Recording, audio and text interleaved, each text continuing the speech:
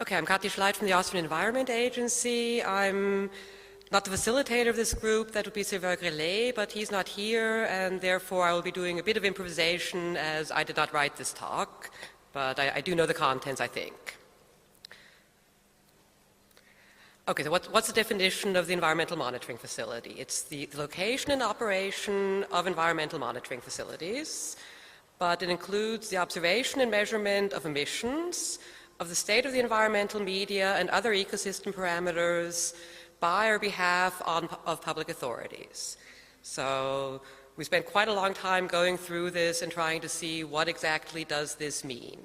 So it clearly describes the monitoring facilities themselves, but it also, as it says it includes the observation and measurement of all these things, so we need the description, how is all of this being measured, and in certain cases we need to really go down to the actual measurement data itself.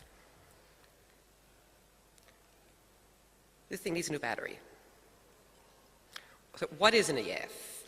That was the first big problem we have, is just the various different types of environmental media which are environmental monitoring facilities. Got pictures now of all sorts of different, be they biodiversity, be they air quality, be they water. What are these coming up? I'm not sure what these are exactly, but we have all these different types of things. It goes from terrestrial stuff, it ships out at sea, and it goes all the way up to satellite. So it was really a challenge. How do we build something which covers the whole width and breadth of all of this?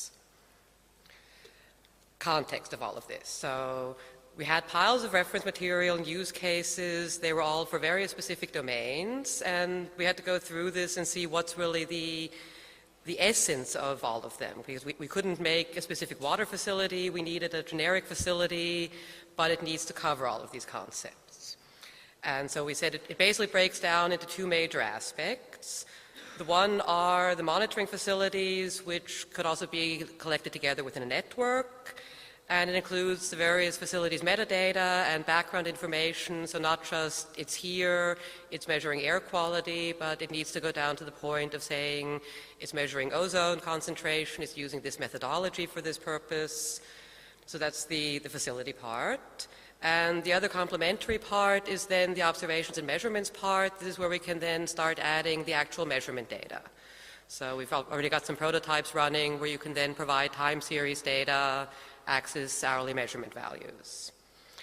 So what we've done is we've done a very generic data model, which it covers all the basic concepts. For various domains, it'll probably have to be specialized then with domain-specific parts. And the observations and measurements are linked to it. And here it's also, if you're looking at the EMF specification, you may have open questions. And some of these are answered in the O&M guidelines in the final version, which should be available sometime this September. There's a bit of a time lag between there, but they're upcoming, and we've really got some very nice examples in there. And just sort of as general metadata to all of this, we had apparently 55 web conferences, 7 physical meetings, lots of work, but also lots of fun, so it was worth it. Okay, so here we have our basic EF model. Oh my God, it's scary, it's huge. But it breaks down into certain parts. So you've got, at the top part, you have, as I said, the environmental monitoring facilities description. This describes the building and just sort of the very basics of it. And then at the bottom part, you've got the actual measurement data. That's described by the lower half, which is the observations and measurements part. And at the bottom, we've got some bits from the GCM, which are the reusable bits where we've seen that observations and measurements should be reused in the same form across INSPIRE themes. So these are the bits and pieces which are also reused by the atmospheric conditions. And then we've got a little data type which we use for referencing the legal background of the station. So focusing now just on the facility part. This is now the top part of what I was showing before. So we have 2 abstract classes. If you're implementing this, basically ignore the abstract classes. They're not really going to help you. These are not things to instantiate. The only thing you have to remember is that all the attributes are inherited down, so all the attributes you have in the abstract ones come down to the concrete ones at the bottom. Then we have the bits in yellow, that's the monitoring program activity. There's a bit more metadata to all of it, that you can say this facility is embedded within some international program. There are individual activities happening within this program and the facility, so this can all be covered by the program activity parts. Then we've got the facility and the network, and here we also need the genealogy is important because sometimes a facility will be replaced by a new facility, but it's important to have the connection. This new facility is actually a replacement for this old one. The hierarchy you'll then be seeing a bit later is a way of making complex facilities where you can nest these classes and really very cleanly describe your facility, even if it is very complicated. Then at the bottom we've got a thematic link, so we can link facilities together and say this facility is related to that facility due to such and such. We've got the link between the facility and the network, so we know which facilities are covered by which network. And we also have the operational activity period. You can actually add several of these pieces because some stations, some facilities are operational for a certain time period, then they go offline, then they come back online. It's important to know when was this facility actually providing data. And then at the bottom we've got what's called the observing capability.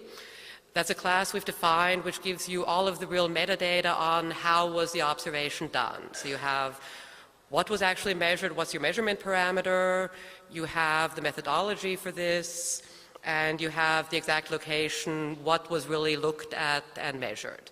Also important if you're using specimens or things, so you can really point to that.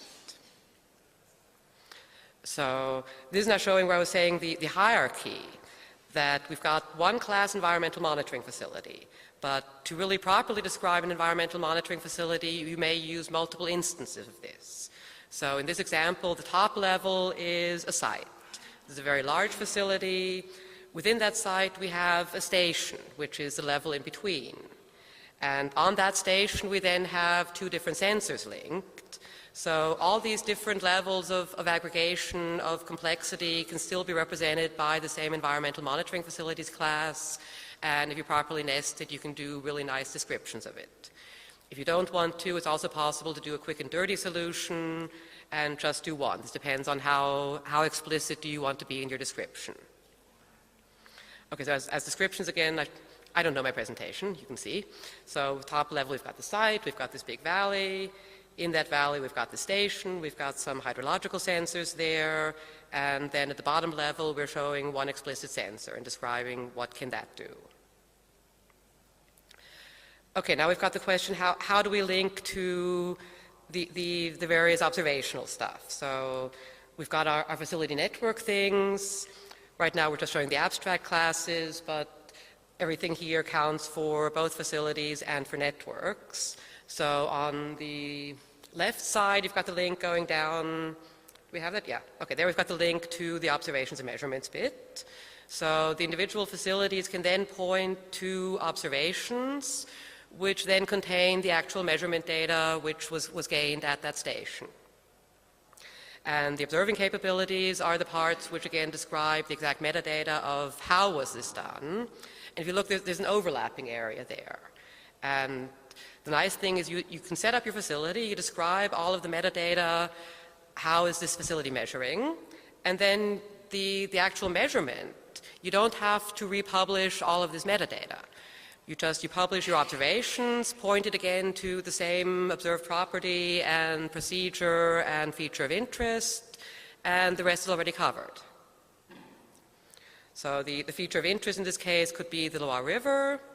The observed property would be river flow, and the method is some automatic sampling device, and so this nicely explains the methodology of this. Okay, and here's now the one thing where we had the problem is we can't really require that all environmental data is made available like this, because a lot of it is just too sensitive. I mean, surface water measurements are no problem, river flow, in a lot of countries it's available anyway. Groundwater data is very, very difficult. It's too linked with property rights.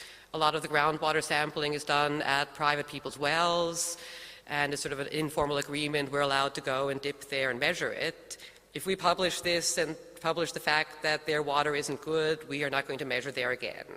So we spent quite a while saying, how do we keep this in far enough that it's in, but leave a back door to make it possible to get out again?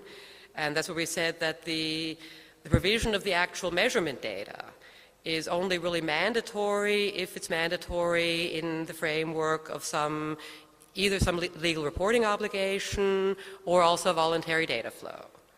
So if there's this type of mandate on it, you must provide it. If not, there's not the legal requirement for it, but there's no reason not to. So I mean, it can still be used for other media. If you say you have this data, you want to make it available, it's there for you, you can use it, and this way we can start really publishing this data in a harmonized manner across all the various environmental domains. Okay, should work. Okay, this is being analyzed more, interesting. So the one thing is saying, is there a reporting obligation? And if yes, please do it this way. Otherwise, do what you want, take it if you want it. If you don't want it, you don't have to. Now I've got another example, how do we really show this really complex facility? This is an air quality monitoring facility, so at the top level we've got a class against the basic environmental monitoring facilities class, and it shows this is the whole station. Next level is saying, pointing down to the sensor under that and saying, okay, we've got the station itself, but within the station we've got a measurement device. Then we've got the observing capabilities. They again point to the measurement device, have information on the process being used there, what's the procedure to measure this. We've got the feature of interest. There's a nice bit that can actually point to a slightly different place, where we say we've got the air intake valve. If you look at the little green bubble there, actually that's the exact location we're measuring.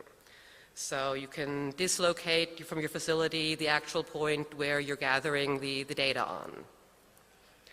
And okay, this one also shows the observational data itself. And the green classes are the three classes we just went through now, saying what is being observed with what methodology where. This is an integral part of the facility. And if you add observations, you really only need to add this OM observation class and then the result which contains your time series. So this is to show you it's really not as scary as everybody thinks. Okay. Thank you.